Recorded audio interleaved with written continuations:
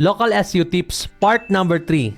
Hi everyone, Coach Kherk is here. Tips for developing an effective local SEO strategy. Make the most out of social listening. Social listening has become a broadly used platform for marketing and customer service and is an essential part of local SEO. Social media platforms like Twitter, Facebook are the best tool to see what your customers are looking for and provide them with great content to make them want to visit your website. Add location pages to your websites with a specific landing page for each business location. Search engines can quickly locate your listings and deliver the appropriate site to the researcher. Then, improve NAP consistency. NAP stands for name, address, and phone number. NAP consistency helps search engine understand your location and contact details to help users find the information they are searching for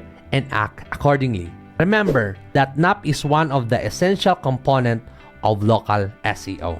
Add relevant schema to the site. The more information you mark up with a schema, the easier it will be for Google to find and use it to enhance your local search listings. Schema improve your search engine rankings as well as provide your business with a plethora of others benefits too. Well guys, that's all we have for today and stay tuned for more local SEO tips. Thank you for watching. To learn more, go to Kherk Roldan SEO. See you there.